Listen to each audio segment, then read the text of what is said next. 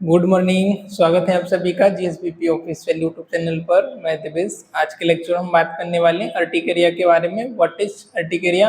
Urticaria क्या होता है, इसके साइन एंड सिम्टम क्या है, कॉजेस क्या है, ट्रीटमेंट इसका क्या है, मेडिकल एंड नर्सिंग मैनेजमेंट इसका कैसे करना है, क्या होता है, इसके बारे में हम जानने वाले हैं। राइट, तो लेट्स बिगिन स्टार्ट। आज के लेक्चर को हम शुरू करते हैं। तो first we are discuss about the introduction, then etiology, then sign and symptom, after diagnostic evaluation, then management. Right, तो अर्टिकेरिया क्या होता है फर्स्ट हम देख लेते हैं। अर्टिकेरिया को हम क्या बोलते हैं? अनदर इसका नाम है, another name you can also called hives. Right, urticaria या हाइव्स आ जाता है तो दोनों का मीनिंग, दोनों का मतलब आपका सेम होता है, एक ही। जैसे आपका एक निकनेम रहता है और एक आपका ओरिजिनल जो आपके डॉक्यूमेंट पे रहता है, जैसे इसका दूसरा नाम क्या है? हाइव्स, और एक नाम है अर्टिकेरिया। ये क्या होता है? Type 1 hypersensitivity reaction. ये टाइप 1 हाइपर सेंसिटिविटी रिएक्शन है of IgE. Right, antibodies causing the release of mast cell. इसमें होता क्या है, जो एंटीबॉडीज है वो कॉज करती है, रिलीज करती है आपके मास्ट सेल को। क्या करती है? एंटीबॉडी की वजह से कॉज होता है, एंटीबॉडी की वजह से कॉज होता है। और यहाँ पर क्या करती है वो? मेस्ट सेल्स होता है उनको रिलीज करती है ना, स्पेशली कंटेनिंग मेस्ट सेल्स। ऐसे सेल्स जिनमें कंटेंट होता है मेस्ट सेल का, और जिनके अंदर क्या होता है? हिस्टामिन होता है। अब हिस्टामिन ज्यादा रिलीज होगा, ऑब्वियसली बात है कि हिस्टामिन इन्फ्लेमेटरी रिस्पॉन्स होता है। हिस्टामिन जब भी आपकी बॉडी से रिलीज होता है, जब भी आपको कोई भी इन्फेक्शन कॉज होता है, इम्यून रिस्पॉन्स कॉज होता है, तो उसके अगेंस्ट वो हिस्टामाइन रिलीज करता है ना। साइटोकाइनिन हो गया, हिस्टामाइन हो गया, ट्रिप्सिन हो गया, तो ऐसे करके अलग अलग आते हैं, वो उनको कॉज करता है। राइट, तो हिस्टामिन यहाँ पर रिलीज हो रहा है, ट्रिगर कर रहा है। इसकी वजह से क्या हो रहा है? आपकी स्किन को ट्रिगर कर रहा है, वो स्टिमुलेट कर रहा है, जिसकी वजह से आपकी बॉडी पे क्या हो रहा है? सर्कल लाइक ट्रेसेस, ऐसे डॉट डॉट चरखे टाइप के आपको दिखने को मिल रहे हैं। उसको आप क्या बोल रहे हैं? अर्टिकेरिया। रेडनेस हो रही है, सर्कल बन जा रहे हैं, और वहां पर आपके डॉट डॉट रेड रेड आपके हो जाते हैं ना। जैसे कई बार हम देखा कि मधुमक्खी काटने की वजह से या कोई एनी अदर रीजन की वजह से भी हो जाता है।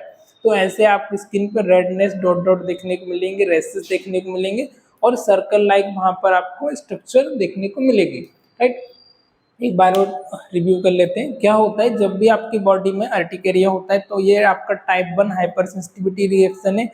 ये तो इमीडिएटली भी हो सकती है, आफ्टर आपका 24 या 40 आवर या विद इन 30 मिनट के अंदर भी हो सकती है ना। तो टाइप 1 हाइपर सेंसिटिविटी रिएक्शन है।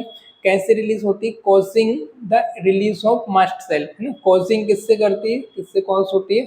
रिएक्शन कॉजिंग ऑफ आईजी की वजह से कॉज होती है, जो कि एंटीबॉडीज होते हैं उसकी वजह से होती है। वो क्या करती है? मास्ट सेल्स को रिलीज करती है, स्पेशली वैसे सेल जिनमें कंटेनिंग ज्यादा होता है, इसका specially histamine mast cell containing, जिनमें मास्ट सेल्स होता है, मास्ट सेल कंटेनिंग को ट्रिगर करती है। ट्रिगर करने की वजह से आप हिस्टामाइन रिलीज होता है, और जब भी हिस्टामाइन रिलीज होता है आपकी बॉडी में इन्फ्लेमेटरी और आपका रिएक्शन बॉडी पे देखने को मिलता है, ऐसे रिजल्ट। राइट, तो इसका इटियोलॉजी क्या हो सकता है? Maintain medication and food. Medication और फूड, कुछ जैसे कि कोल्ड, ज़्यादा ठंडी की वजह से भी आपको हो जाता है, ज़्यादा ठंडी में एक्सपोज होने की वजह से, ज़्यादा हीट में एक्सपोज होने की वजह से, प्रेशर, आउटर कोई भी आपकी बॉडी पर प्रेशर जनरेट हो रहा है उसकी वजह से, एंड स्ट्रेस की वजह से भी, स्ट्रेस लेने की वजह से भी इवन आपको हो सकता है। राइट, 90 हमने देखा था 75 या 70% अप्रोक्स जो प्रॉब्लम होती है वो साइकोलॉजिकली आपकी होती है और लाइफ स्टाइल होती है। तो स्ट्रेस की वजह से भी इवन आपको अर्टिकेरिया हो सकता है। राइट, तो इस आपको स्ट्रेस फ्री रहना है, टेंशन फ्री रहना है, ज़्यादा स्ट्रेस लेने की कोई ज़रूरत नहीं है ना। तो क्या कि किस किस की वजह से इटियोलॉजी हो सकता है? मेडिकेशन, कुछ हमने ऐसा मेडिकेशन लिया हो, एलर्जिक मेडिकेशन, कुछ ऐसा फूड लिया हो इसमें एलर्जिक कंटेंट हो, उसकी वजह से आपको हो सकता है। एलर्जेंस के बारे में ऑलरेडी मैंने आपको बता दिया है, किस किस फूड में किस किस चीज़ में एलर्जीज होती है। पीनट्स हो गया, बटर नट्स हो गया ना, मिल्क प्रोडक्ट हो गया, ट्री नट हो गया, वॉलनट हो गया, एक्सेट्रा। इनकी वजह से कुछ आपके ग्रेन्स की वजह से भी हो जाती है किसी को पार्टिकुलर, तो उससे हो सकती है। कोल्ड से ज़्यादा आपको कोल्ड में एक्सपोज होने की वजह से, वाटर के ज़्यादा कांटेक्ट मारने से, या ज़्यादा हीट में एक्सपोज होने की वजह से भी हो जाता है। स्पेशली अभी घमौरियाँ हो जाती है ना, गर्मी के सीजन में हम फिर ठंडा ठंडा कूल कूल पाउडर वगैरह यूज़ करते हैं, तो ज़्यादा हीट की वजह से भी आपको अर्टिकेरिया हो सकता है, हाइप्स आपको हो सकता है प्रेशर की वजह से, और इवन आपको स्ट्रेस की वजह से भी हो सकता है। क्रोनिक कंडीशन में क्या क्या आ जाएगा, क्रोनिक मतलब कि जो पहले से कंडीशन है उसको प्रोलॉन्ग जो कंडीशन है 1 साल 2 साल 4 साल 5 साल से 6 महीने से अब से, तो जैसे कि सिस्टमेटिक ल्यूपस, आपको बॉडी में पहले से सिस्टमेटिक ल्यूपस है, जगह जगह पर आपके फोड़े फुंसी वगैरह हो गए, उनमें पस का फॉर्मेशन हो गया, उसको बोलते हैं सिस्टमेटिक ल्यूपस। इरिथमेटोसिस, ये भी आपका इरिथमेटोसिस भी इसी तरीके का होता है, जिससे आपकी बॉडी पे अपेयर होते हैं, डॉट डॉट आपके अपेयर हो जाते हैं, फोड़ी फुंसी होना। लिम्फोमा, लिम्फोमा की वजह से हाइपरथायरॉयडिज्म, आपका जो थायराइड है वो एक्सेसिव सीक्रेट हो रहा है, आपकी जो थायराइड ग्लैंड है थायराइड हार्मोन को TSH T4 T3 को एक्सेसिव सीक्रेट कर रही है, उसकी वजह से भी आपको हो सकता है ना, इसकी वजह से आपको मोटापा भी होता है हाइपरथायरॉयडिज्म की वजह से। Cancer are susceptible to urticaria, cancer patient को भी आपको अर्टिकेरिया हो सकता है, कैंसर का पेशेंट भी सुसेप्टिबल होता है, चांस होता है उस पर्सन को भी हो सकता है, राइट। आई होप इतना समझ आया होगा।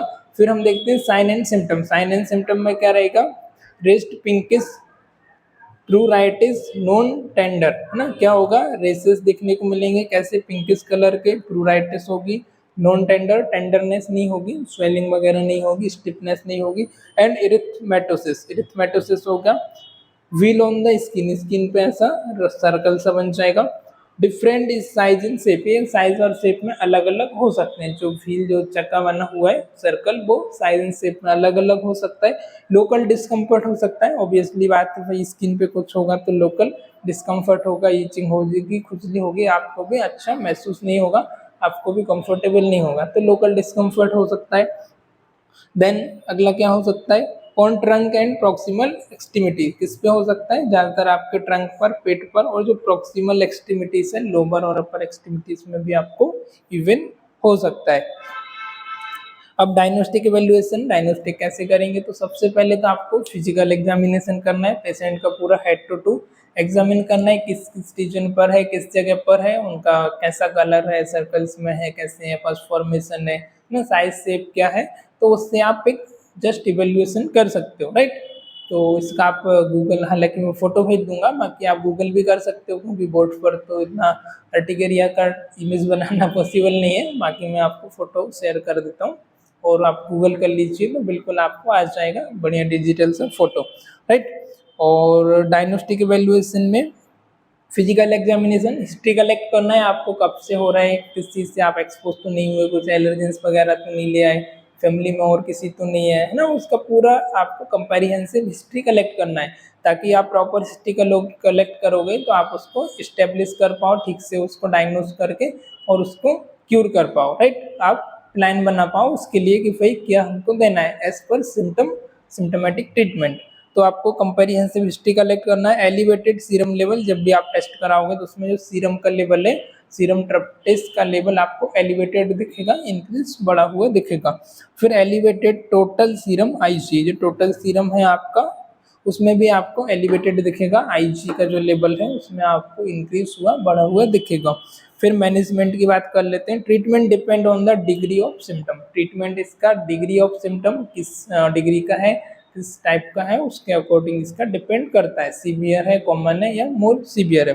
तो मोस्ट सीवियर रहेगा तो हम क्या दे सकते हैं, इपिनेफ्रिन वगैरह इंजेक्टेबल दे सकते हैं, पेशेंट को कैरी करने के लिए बोल सकते हैं इपिनेफ्रिन, यदि क्रोनिक कंडीशन में है, ज़्यादा हो गया। इपिनेफ्रिन क्या करता है, क्विकली एक एक्शन करता है और क्विकली उसको रिसॉल्व करता है अर्टिकेरिया को। फिर आता है कॉर्टिकोस्टेरॉइड, कॉर्टिकोस्टेरॉइड में आप steroid, corticosteroid, hydrocortisone, cortisone, anti inflammatory वगैरह भी दे सकते हो, यदि ओरली, टॉपिकली और आईवी, ठीक है। ओरली, ओरल रूट से आप टैबलेट या सिरप वगैरह दे सकते हो। दूसरा आप कैसे दे सकते हो उसको, क्या क्या मैनेजमेंट आएगा, इपिनेफ्रिन, कॉर्टिको,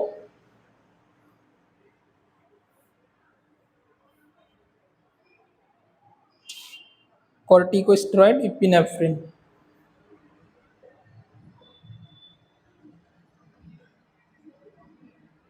इपिनेफ्रिन ये क्विकली इफेक्ट के लिए। उसके बाद आता है कॉर्टिकोस्टेरॉइड, यदि इनके सीवियर है, मोस्ट सीवियर है तब, ठीक है। फिर कॉर्टिकोस्टेरॉइड, इसमें हाइड्रोकॉर्टिसोन, कॉर्टिसोन वगैरह दे सकते हो। Cortisone, hydrocortisone. Orally topical IBG, इसमें क्या क्या आ जाएगा आपका? कॉर्टिसोन में ओरली दे सकते हो, ओरल टैबलेट दे सकते हो, आईवी रूट से दे सकते हो, और टॉपिकल भी आप, टॉपिकल मीन्स आपका जैसे कि क्रीम हो गया, पाउडर्स हो गया है ना, लोशन हो गया, जेल हो गया, तो ये सारी चीजें आप स्किन पे अप्लाई करते हो वो आ जाती है आपके टॉपिकल में। तो टॉपिकल भी आप दे सकते हो, टॉपिकल टॉपिकल है ना। एंटी स्टामाइन, एंटी हिस्टामाइन दे सकते हो क्योंकि हिस्टामाइन ट्रिगर कर रहा है, हिस्टामाइन का आपको रिलीज हो रहा है, तो इस हिस्टामाइन की वजह से आपको बॉडी पर रिएक्शन, स्वेलिंग देखने को मिल रही है, तो आप एंटी हिस्टामाइन H2 ब्लॉकर भी दे सकते हो। ठीक है, कौन कौन सा? Anti histamine.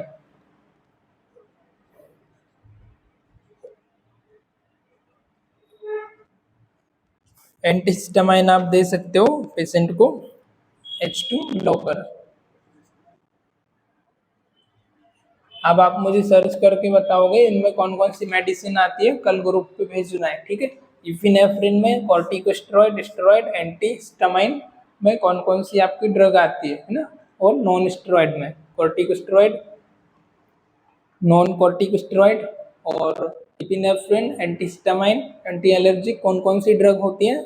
4 से 5 आपको ब्रांड नेम और केमिकल जो फॉर्मूला है वो लिख करके विद एमजी के साथ मुझे भेजना है, आपके लिए असाइनमेंट है, सबको करना है, right. Corticosteroid, antihistamine, H2 blocker. H2 blocker दे सकते हो बाय ब्लॉकिंग द हिस्टामाइन, जो क्या करेंगे आपको हिस्टामाइन को ब्लॉक कर देगी, तो इसका रिलीज कम होगा, है ना। हिस्टामाइन को क्या किया इन्होंने?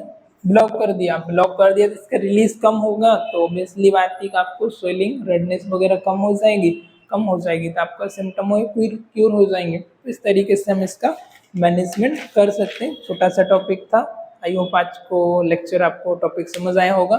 थोड़ा सा हम इसको रिकैप करते हैं। क्या क्या देखा हमने? इंट्रोडक्शन के बारे में समझा, ये किस तरीके से होता है, टाइप 1 हाइपर सेंसिटिविटी रिएक्शन है आईजीए, इसमें आपका और एंटीबॉडीज को कॉज करती है, एससी मेस्ट सेल को रिलीज करती है, स्पेशली जिनमें हिस्टामिन का कंटेंट होता है और हिस्टामिन को ट्रिगर करती है। इटियोलॉजिकल फैक्टर हमने देखा, अलग अलग हो सकता है, इसका कोल्ड की वजह से हो सकता है, फूड की वजह से हो सकता है, हीट या कोल्ड या प्रेशर की वजह से हो सकता है, कुछ क्रॉनिक कंडीशन की वजह से भी हो सकता है, जैसे कैंसर हो गया, लिम्फोमा हो गया, सिस्टमेटिक ल्यूपस हो गया। उसका साइन एंड सिम्टम में हमने देखा है राइट पिंकिश सर्कल, व्हील वगैरह आपकी बॉडी पे हो रहे हैं, इरिथमेटोसिस हो रहा है, और क्या डिफरेंट डिफरेंट साइज के हो रहे हैं, डिस्कम्फर्ट हो रहा है स्पेशली ट्रंक पर और पेरिफेरी आपके एक्सट्रीमिटीज पर हो रहे थे। Diagnostic evaluation, physical examination, history action, और आप जो स्किन टेस्ट वगैरह हैं वो करा सकते हैं, एलिवेटेड आपका सीरम लेवल करा सकते हैं, सीरम ट्रप टेस्ट करा सकते हैं, और सीरम आईजी टेस्ट आप करा सकते हैं। मैनेजमेंट में हमने टॉपिकल एडमिनिस्ट्रेशन देखा, ओरल, आईवी, कॉर्टिकोस्टेरॉइड, स्टेरॉइड देखा, और एंटी हिस्टामाइन और एंटी इन्फ्लेमेटरी आप पेशेंट को दे सकते हो, ताकि उसका नॉर्मल मैनेजमेंट है, बस छोटा सा डिस्टेंस है, और आपने जनरली इसको एक्सपीरियंस किया होगा, ऑब्जर्व किया होगा, राइट। चलिए आज के लेक्चर में इतनी, मिलते हैं किसी और लेक्चर में, तब तक के लिए bye bye, take care, bye.